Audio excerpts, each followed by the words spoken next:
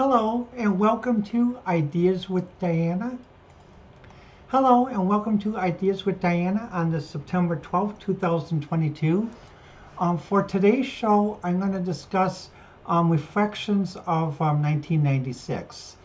And part of the discussion of reflections of 1996 is that I've started to read a book entitled Putin. And in this book, I did start reading selective chapters because I normally sometimes don't like to read from beginning to end.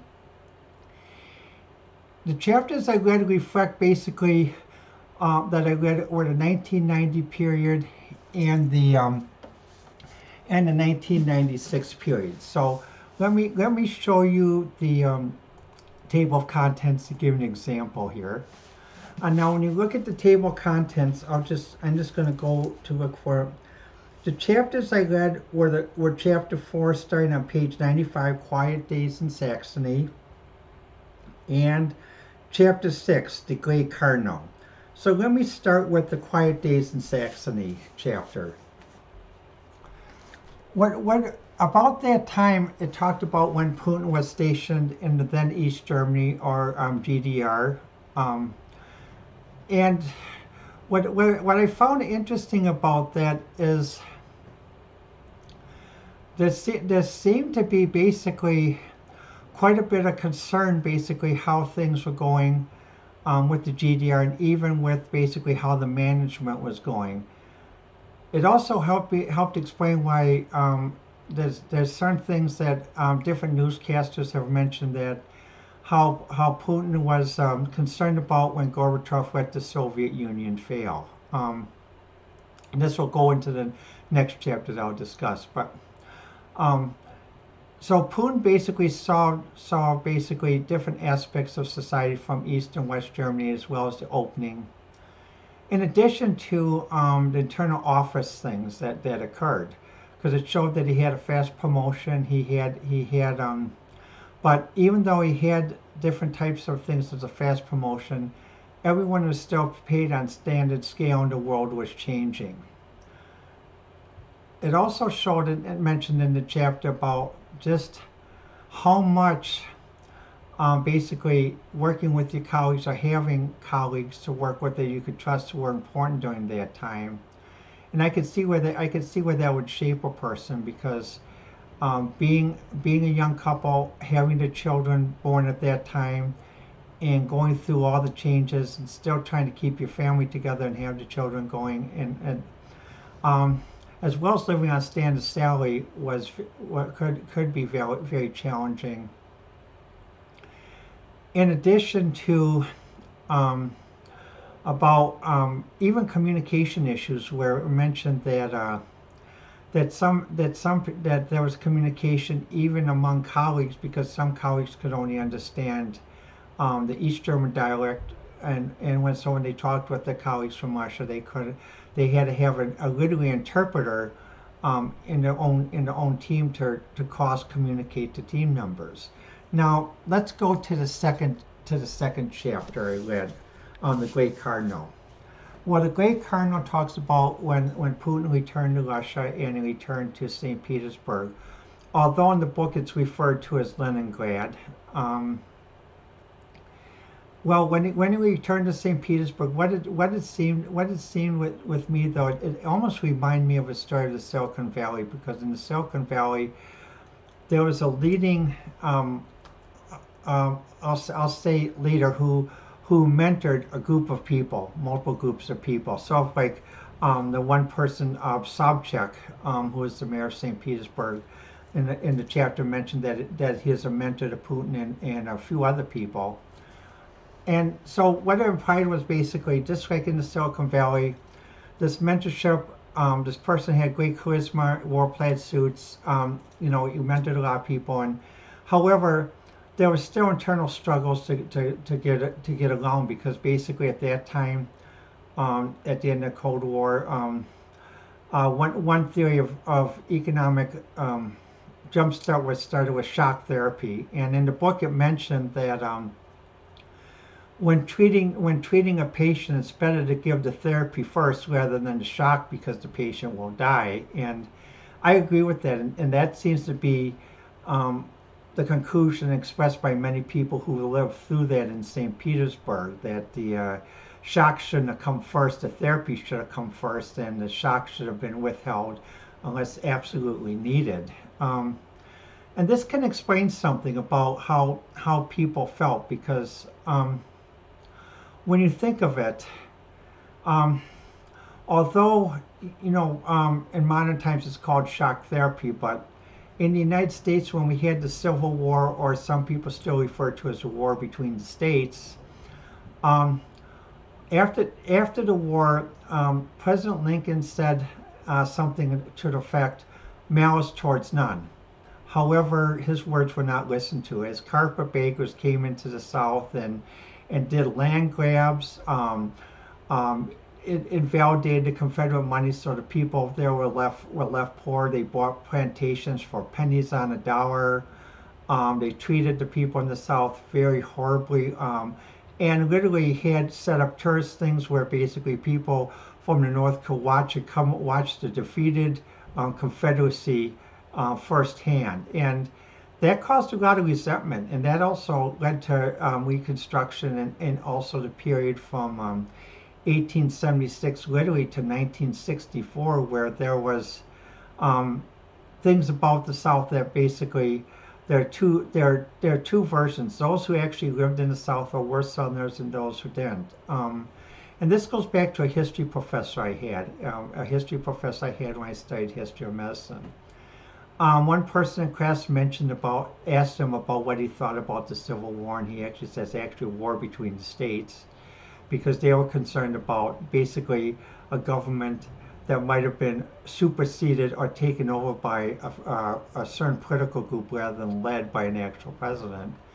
But the point is, the way he mentioned it was this. He said, the real reason why the North abolished slavery is because when they couldn't make any money off slavery anymore, then they didn't want anyone else to make money off slavery too. And that's how he explained that basically that was the attitude of many people in the South. It wasn't that the North abolished slavery due to its own good nature. And the way you can prove this too is during the Revolutionary War, um, the British passed what was called the Mann Act. Well, the Mann Act was that basically as a former slaver who realized that basically slaves in England should be set free. Well, in England, they made sure that the slaves were educated, could get their own job and everything else. But in the colonies during the Revolutionary War, the English back then used the Mann Act against disloyalists in order to take their farms and other things, and then also to force their slaves into forced conscription in the British Army, which some did well, some didn't. Those who did well basically eventually went to Canada, because the first Prime Minister of Ontario in 1790 agreed that basically to end slavery, because he commanded a slave regiment and said no, they deserve to be free people. But again, what this gets back to is different forms of shock therapy. The Mann Act applied against disloyalists, carpetbaggers in the South, shock therapy in '96. And as I read the chapter 6, The Great Cardinal, it's talked about people working at government positions getting paid about 80 to 100 US dollars a month.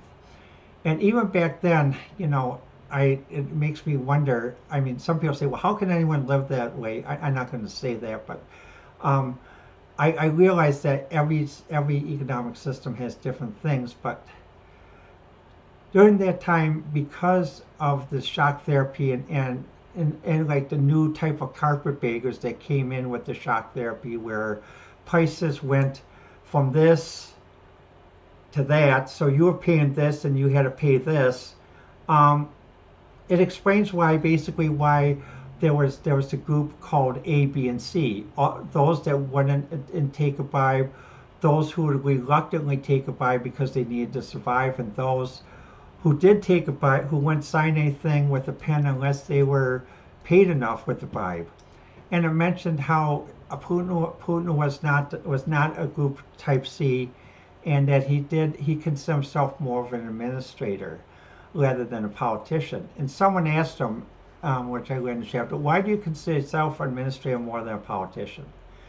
And his answer was, based upon politics, each year basically to run for politics, the amount of money needed is going to go up, up, up, up, up, up, up, up, up, up, up, up, up.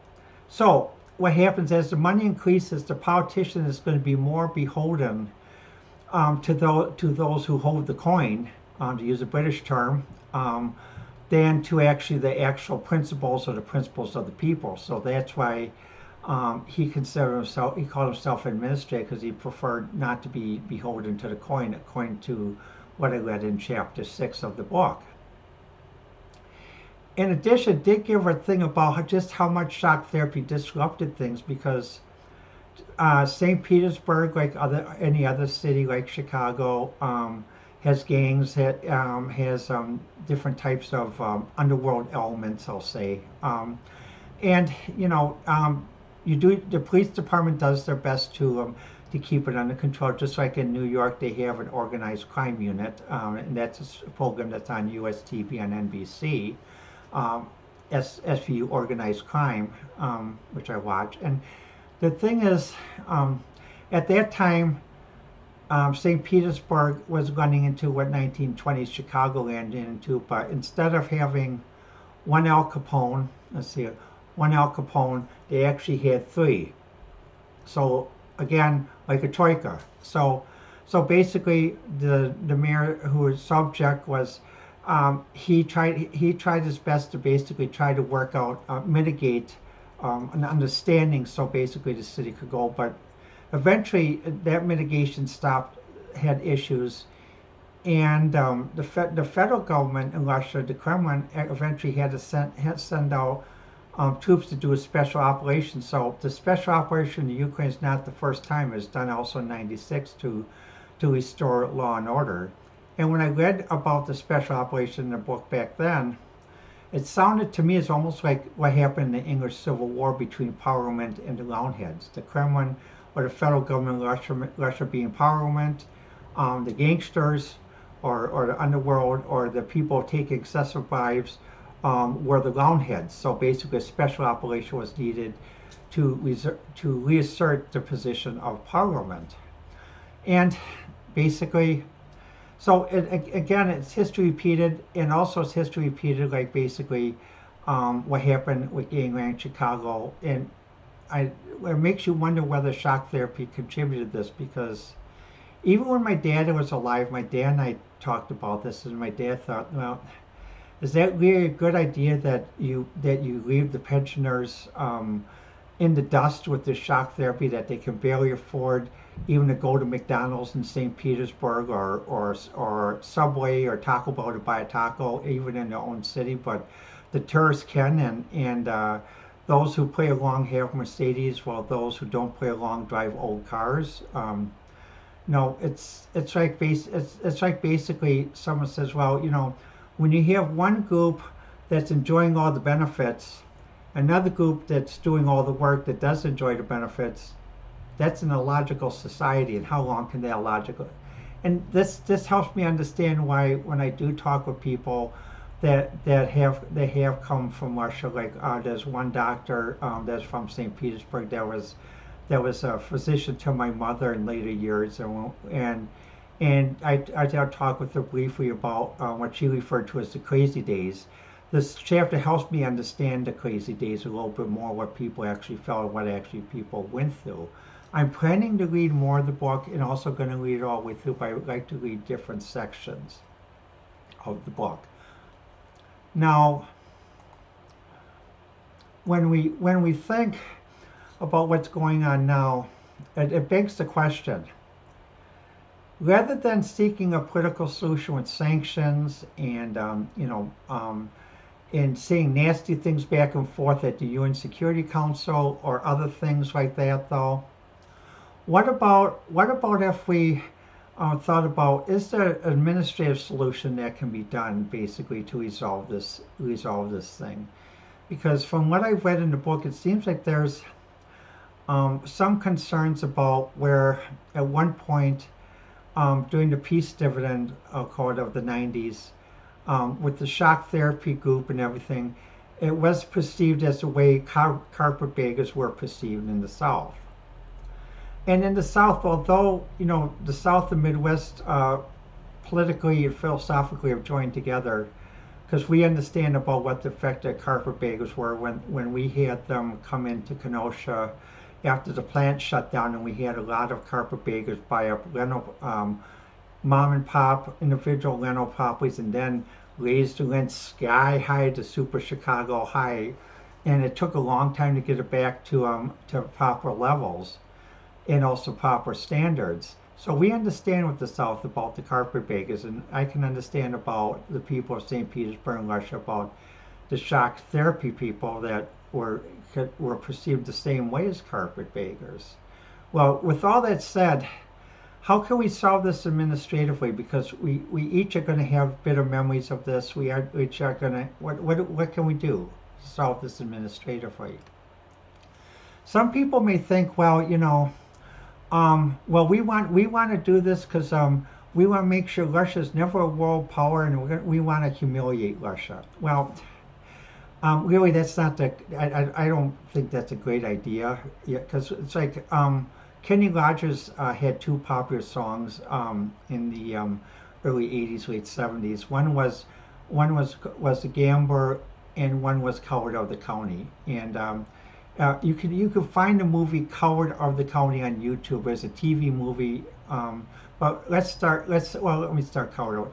Coward of the County was about a young man during World War II.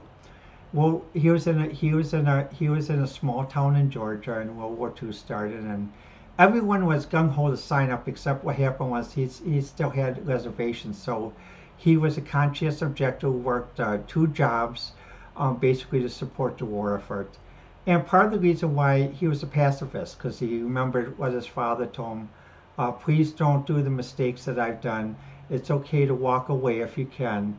And because you walk away, it doesn't mean that you're not a man. And so what the song was about is basically he always tried to turn the other cheek, walk away, even when bullies hit him, abused him, and called him yellow or other things. But at one point in the song comes there's one girlfriend he knew, and finally the bullies started to react inappropriate to the point of actually almost raping the girl. And so what happened was he was in a bar and he said, "Please, stop this." And these three boys were in the army at the time, and they thought, well, since they're in the army fighting combat, they have extra privileges when they came home. Well, in the final scene, what happens? It shows them walking, and they said, "Oh, there's Yellow walking out of the bar." Finally, what he does, he takes it, he turns the lock of the bar, everyone drops quiet. And then what happened was basically the three guys sort of throw a punch, and then when he fights back, he said, "Well, Paul, this guy's hitting us. We're in the army." And finally, the minister who was there, he actually supported the young man who was fighting back for his rights for the first time, and said, "No, he turned his cheek enough time. The Lord says you only have to turn your cheek once. You don't have. It doesn't say what happens the second time." So what happened was, he defended his girlfriend. He also defended against those bullies. Well, when the fight was over, basically the minister and even the mayor who was there supported him. And then finally the bullies tried to go to their father, who was a big county Whig, and say, "Well, we're going to get you. We're going to tell the army." Well, the army at that time was very honorable. It said, with the three guys, they said, "Nope, you three guys did dishonorable conduct, dishonorable service. Guess where you're going to be going? Fort Leavenworth, in hard labor." And that's what they did.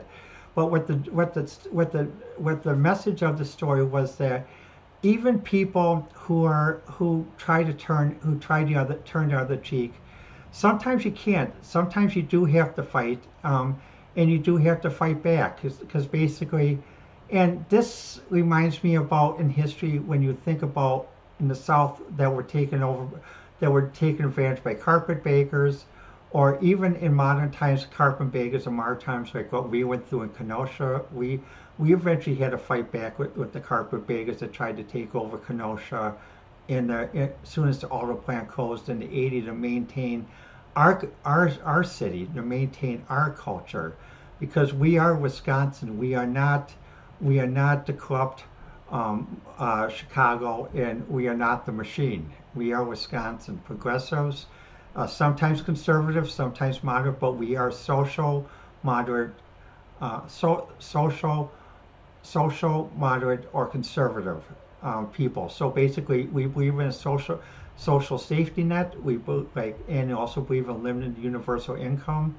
And like the Milwaukee mayors, who are American socialists, believing that supporting that the person has a right to private property and also to make money and benefit from their own creations. We are also American socialists too. However, and that's why how we had to evolve in Chicago. I say, fine, you want to do what you want to do, you do it. You do it in your state. If you come over here, you remember our way. And I can understand it when people eventually have trouble turning the cheek and they have to do special things to fight back.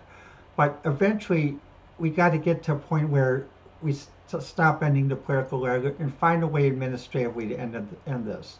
Like in Kenosha, the way we administratively ended this is with our friends that came up on the metro train. We talked with. They said, "Look, do you really want to export your gang culture and your political culture and have everything sky high, where you have to pay $27 for a pack of cigarettes compared to $6 for a buck of cigarettes because of the corruption?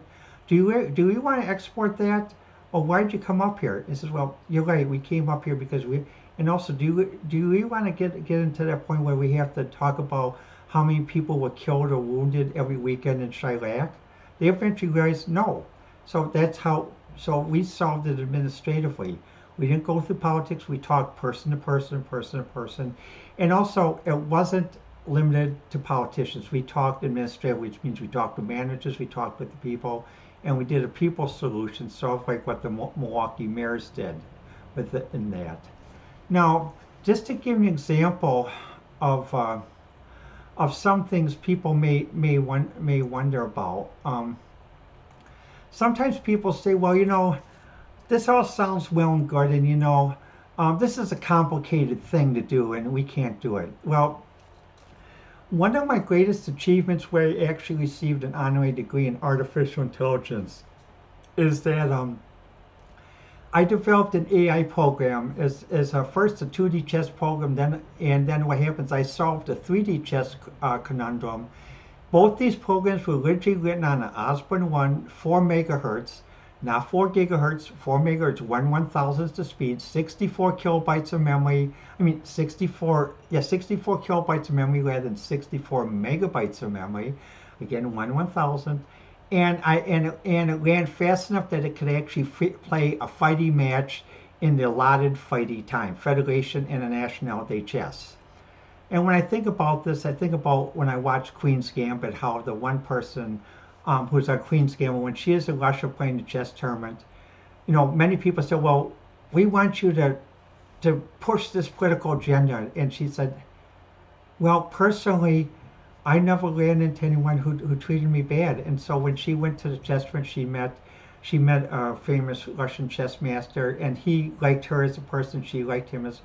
But afterwards, when she was asked to say, "Well, we want you to fly back to meet with these dissidents," what did she do? She went to the park where people were playing chess, and they came, and they all were honored that basically, as a chess master, she came and took time to meet with the people and talk with the people and not play politics.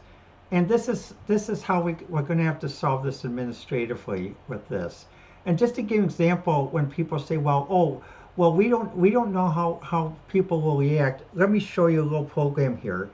I'll dictate it as we go. Whoops, just a minute. There we go. Now that's the setup.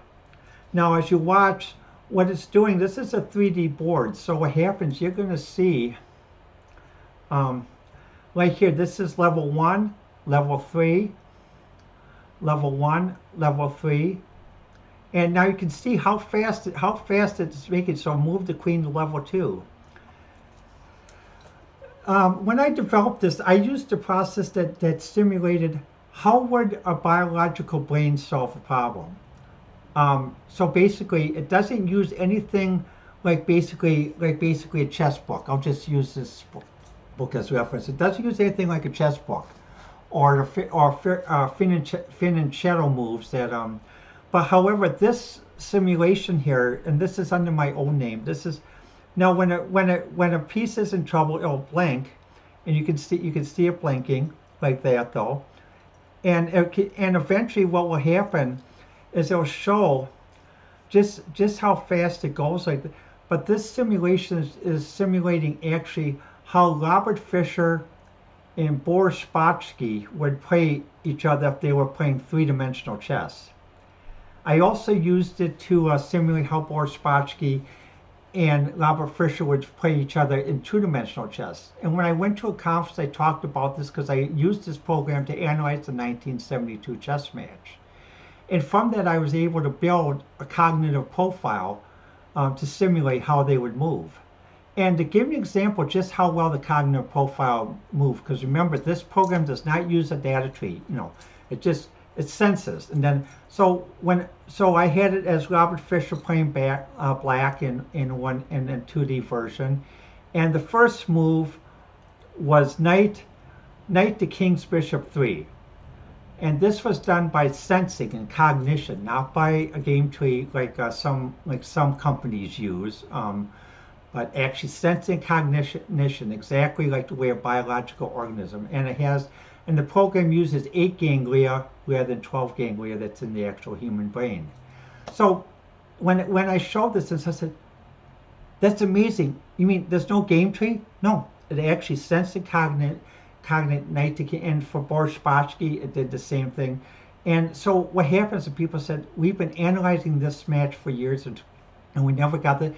And I was also able to show a neural transition diagram and a state diagram how the neural translation moves.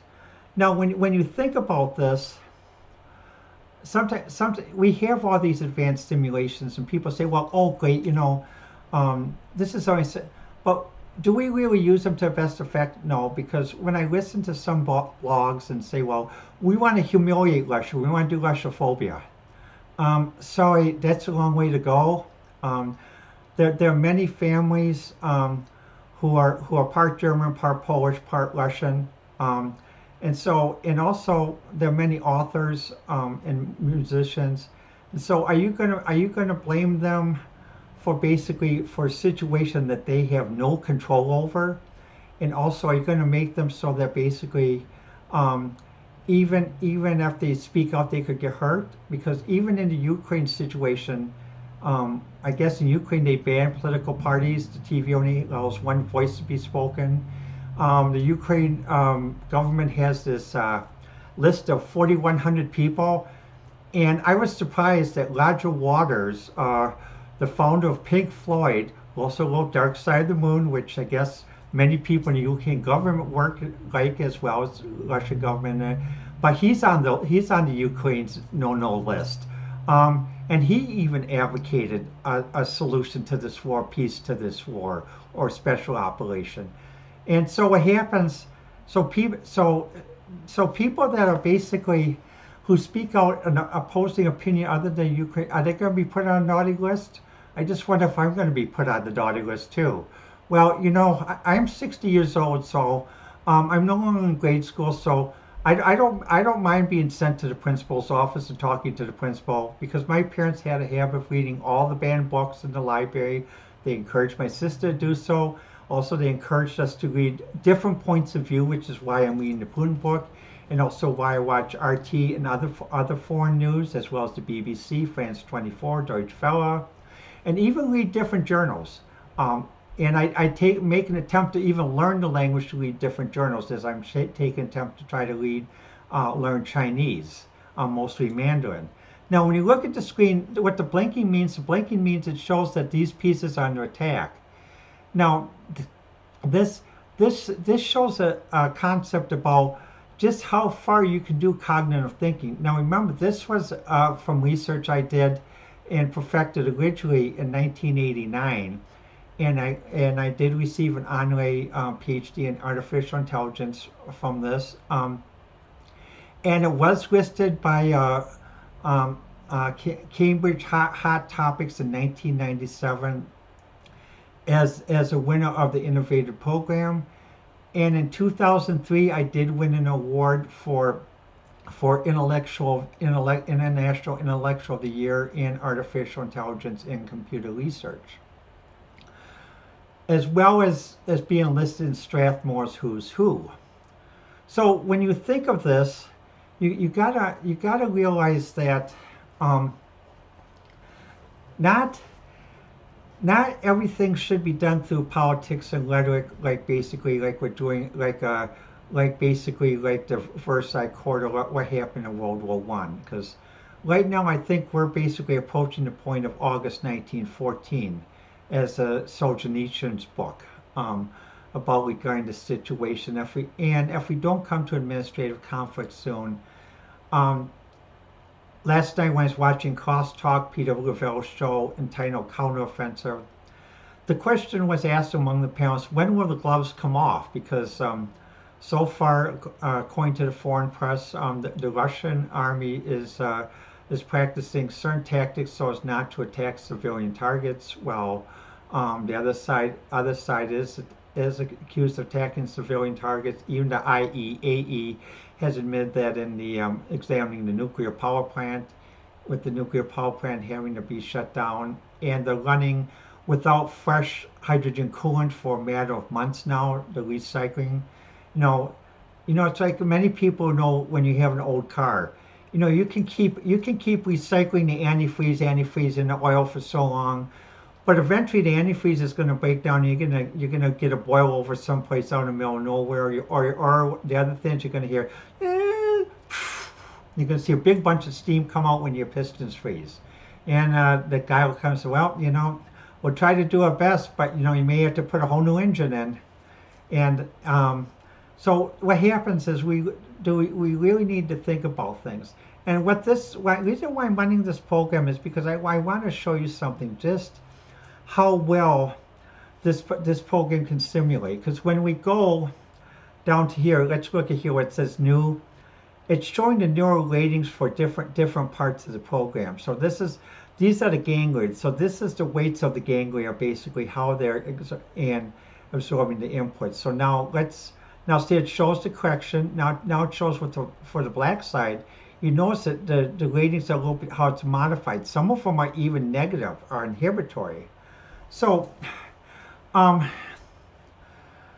this thing about history repeating, if we can simulate cognition, and I was able to simulate cognitions of multiple chess players, including Boris Spassky, Robert Fischer, different chess masters from China, different chess masters from Russia, and a famous chess master from Russia as well, who had made a notable event in the late 90s. We can solve these problems administratively. We don't have to act like basically we're in a old below court where we go, oh, I don't know what to talk with him. Oh, he's coming, be quiet. No, we're adults. We're living in the 21st century. So let's stop this Russophobia. Let's stop this thing about humiliating. I mean, now come on now. If we're gonna, no, this humiliating thing almost reminds me. Let's see if I can find a prop here. Just a minute. Hold on. Just hold on. I should bring a prop with me.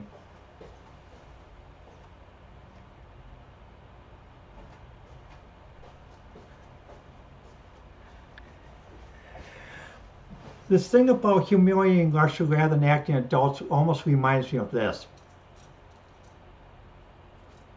Some may recognize this, but this was up until the early 20th century an old form of humiliation. Because if someone did this meant that basically someone wanted you to meet in an open field, take 20 paces, and have a witness watch loading a gun, and the two of you fire your gun, and the first one that survives wins. And even in England, about the time of Lady Ada Lovelace, about the 1820s, public doing was banned in Hyde Park, as well as public humiliation.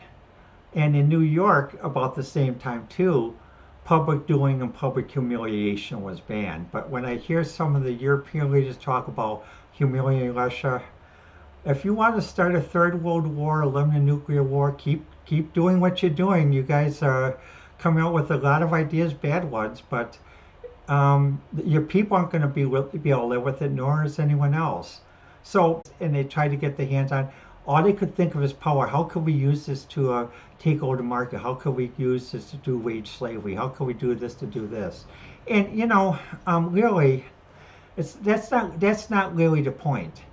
That's not really the point, because the point is we're all connected. We are part of one world. We have a lot to do, and we have to share. We have a lot of things we have to share.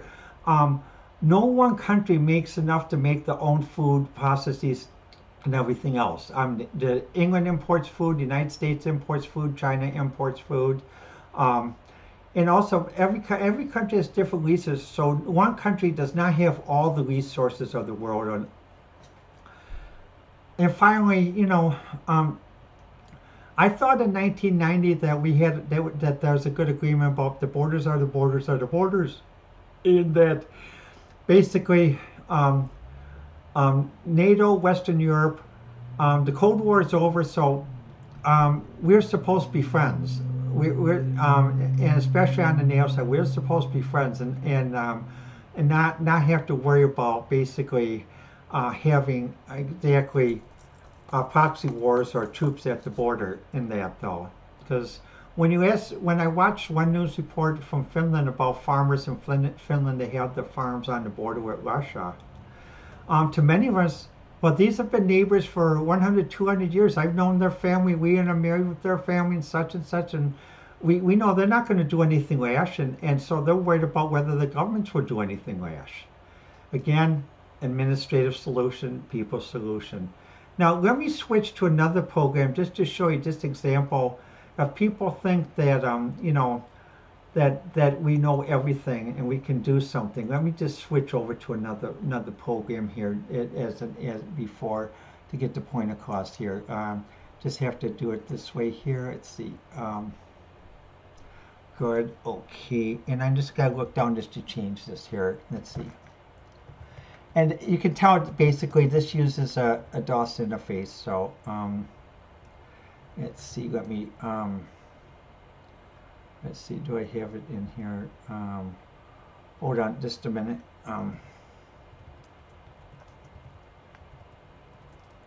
Oh, whoops! Just a minute.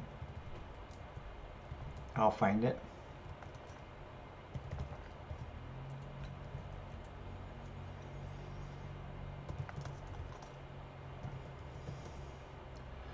Okay, now this is a program my dad developed when he worked at a major company, developing an automotive company as an automotive executive.